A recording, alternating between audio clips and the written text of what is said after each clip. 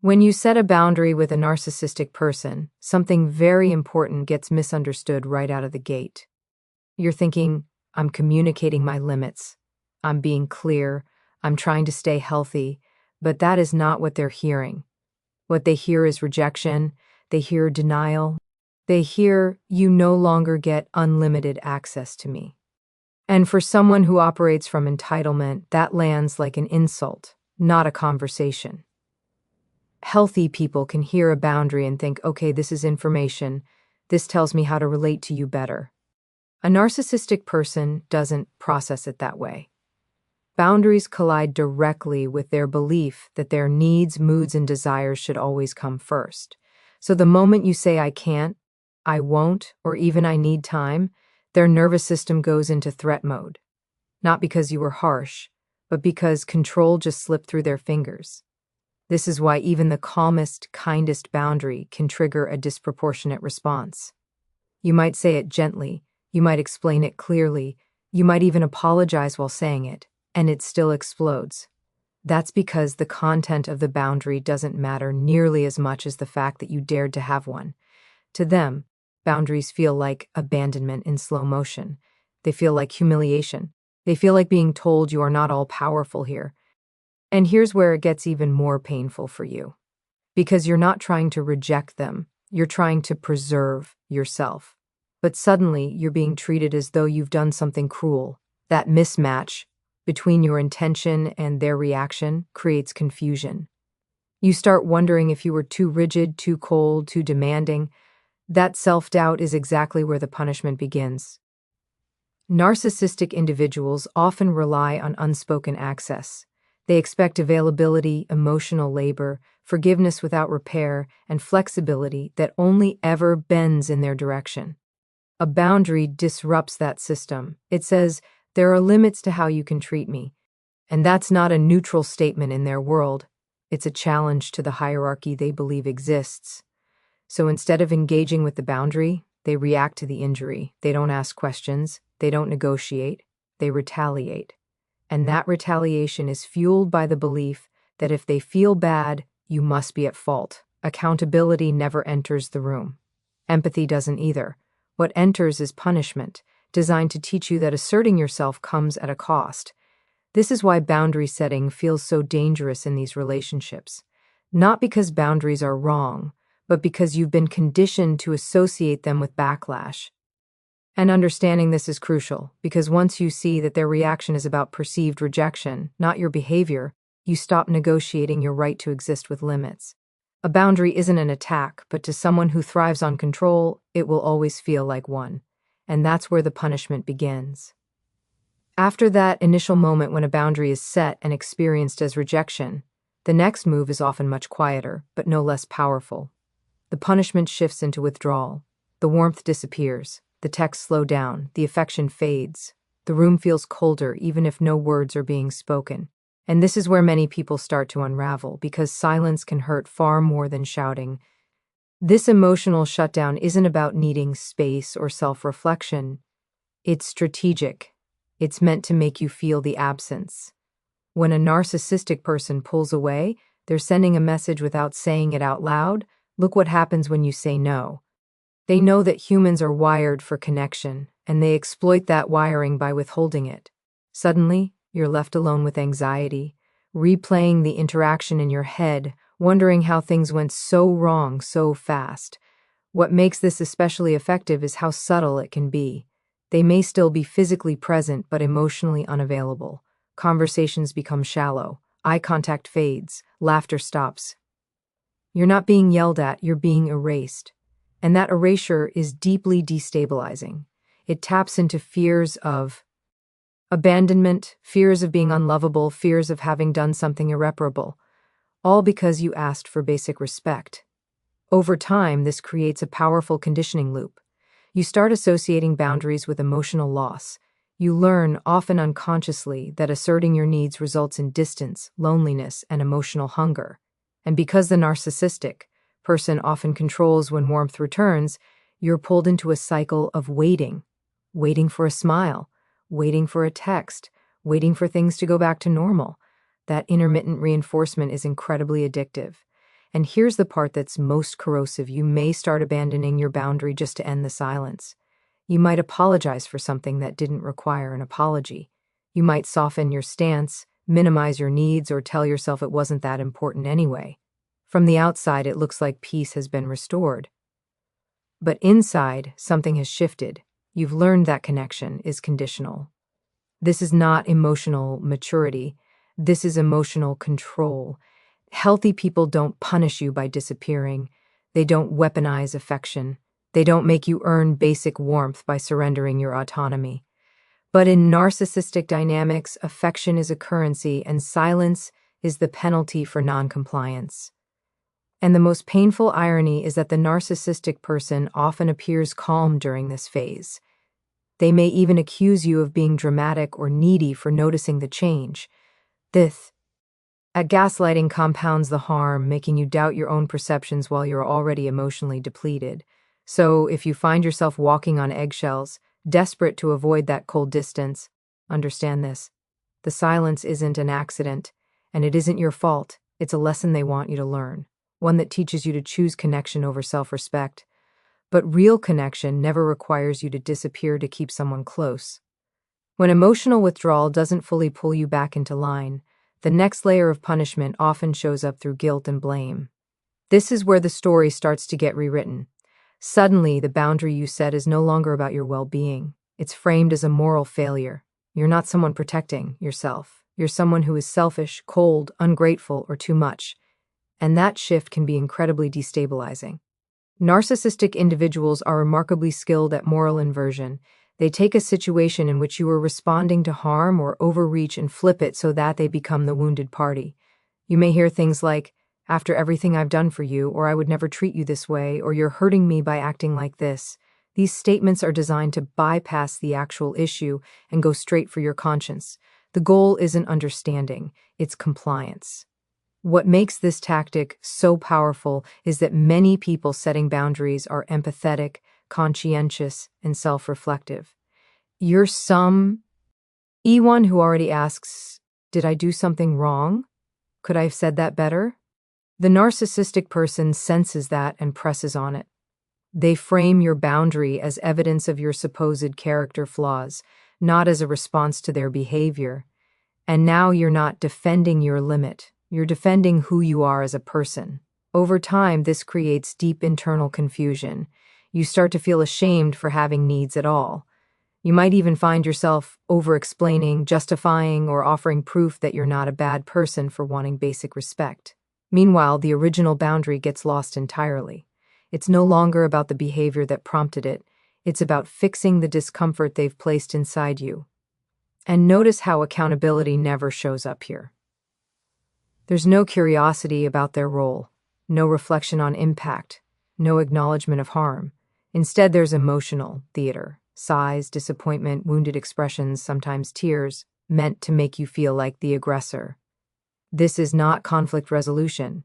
This is emotional manipulation dressed up as vulnerability. In some cases, they'll even accuse you of doing exactly what they're doing. They'll say you're controlling, you're manipulative, you're the one creating drama.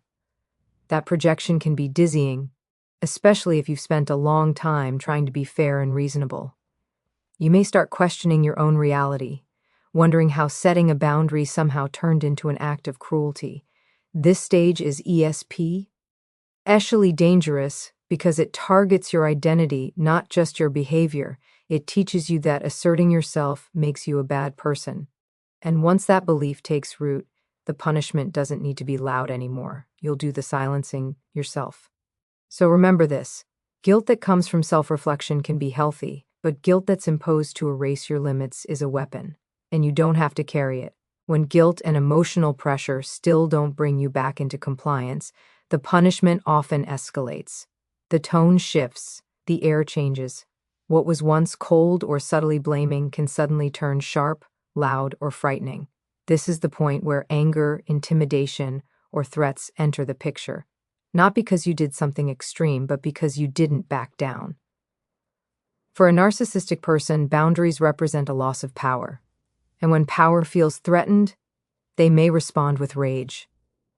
This rage doesn't always look like screaming. Sometimes it's clipped words, a hard stare, slamming doors, or a sudden edge in their voice. Other times, it's explosive, verbal attacks, insults, or accusations that seem wildly disproportionate to the situation. The purpose is the same: to overwhelm you emotionally so that fear replaces clarity. Threats can take many forms, and they're often tailored to what they know will hurt you most. It might be the threat of abandonment.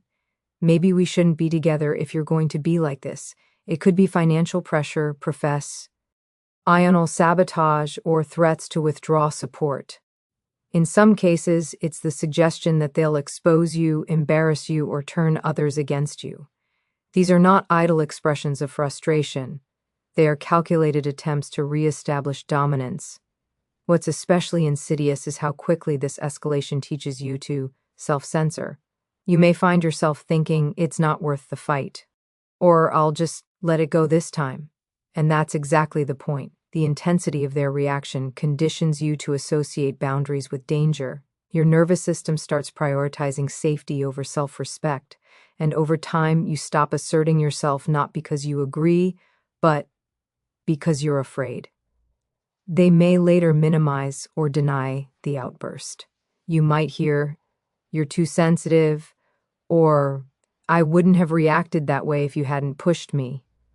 That rewriting of events adds another layer of harm, because now you were questioning not only your boundary, but your perception of what just happened. The fear gets buried under self-doubt. It's important to understand that this escalation isn't about communication breaking down. It's about control being enforced. Healthy conflict doesn't involve intimidation. It doesn't involve making someone feel unsafe for having a limit.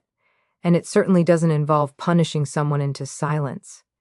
If you've ever felt your body tense when you considered speaking up, if you felt your heart race because you knew what might come next, that's not a misunderstanding. That's a learned fear response. And it tells you something crucial about the dynamic you're in. Boundaries should invite dialogue, not danger. And when anger is used to crush them, it reveals far more about the person wielding it than the limit you set.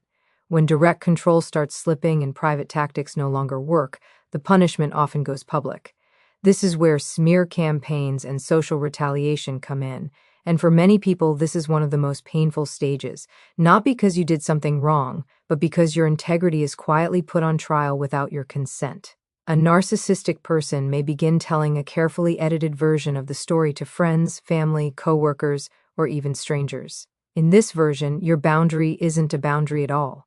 It's portrayed as cruelty, instability, disrespect, or betrayal. They might say, "You've changed, you're difficult now, you're ungrateful, or you're going through something." The details are vague, but the implication is clear: you are the problem. What makes this so effective is that it often happens behind your back. You may not even know it's happening at first. You just notice the shift. People feel distant, conversations are awkward, support seems to evaporate. And when you finally realize what's going on, you're already on the defensive. You're not just holding a boundary anymore, you're trying to protect your reputation. This tactic serves multiple purposes. It punishes you for asserting yourself, it recruits allies, and it isolates you.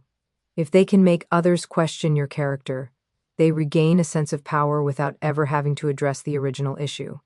And if you try to correct the record, you risk looking reactive or defensive, exactly the image they've already planted. There's also a particular cruelty in how convincingly this is done.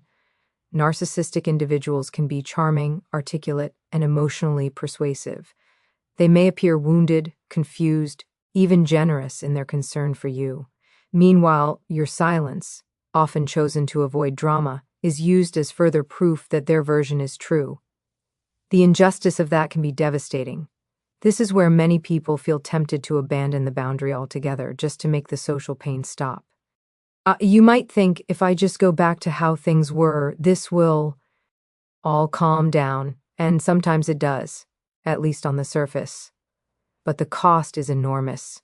You've learned that protecting yourself leads to public consequences, and that lesson cuts deep. It's important to understand that this isn't about misunderstanding or hurt feelings. This is reputational control. It's a way of saying, if you won't comply privately, I'll punish you publicly. And that tells you something essential about the dynamic. Your boundary threatens not just their access to you, but the image they want others to see. If you've been through this, the pain is real, the confusion is real, and the urge to explain yourself to everyone is understandable. But here's the grounding truth. People who truly know you don't need convincing, and people who need convincing were never safe witnesses to begin with. When someone has to destroy your character to maintain control, the boundary wasn't the problem. It was the proof. After all of these punishments, withdrawal, guilt, anger, intimidation, social retaliation, there's one final outcome that often doesn't get talked about enough, and that's the long game. Because the ultimate goal was never just to win this one boundary. The goal was to condition you so thoroughly that you stop setting boundaries altogether. Over time, the lessons pile up inside your nervous system. You learn that speaking up leads to silence. You learn that saying no leads to rage. You learn that asserting yourself leads to shame, fear, and loss. And event. Yuli, you don't need to be punished anymore because you do the work for them. You anticipate the backlash before it happens, and you adjust yourself accordingly. This is where self-abandonment quietly replaces self-expression. You pause before sharing a need. You soften your words until they barely resemble what you meant. You dismiss your discomfort before anyone else has to. You tell yourself it's easier this way, that it's not worth the conflict, that you're being mature or understanding. But what's really happening is that your sense of agency is being eroded one small compromise at a time. And here's the cruel irony. From the outside, it can look like the relationship has stabilized. There may be fewer blow-ups, less tension, more surface-level peace. But that calm exists because you've disappeared inside yourself. The narcissistic person hasn't grown or changed.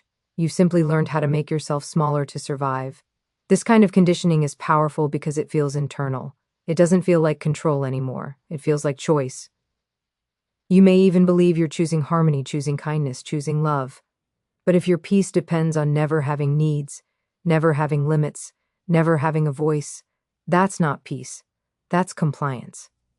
Many people don't realize what's happened until much later. They wake up feeling numb, resentful, or disconnected from who they used to be. They can't quite name it, but something feels lost. And what's been lost is the belief that they're allowed to take up space without being punished for it. This is why understanding this pattern matters so much. Because once you see it, you can stop blaming yourself for struggling. You can recognize that the fear you feel around boundaries didn't come from nowhere. It was learned. And anything that's learned can be unlearned, slowly and safely. Boundaries are not betrayals.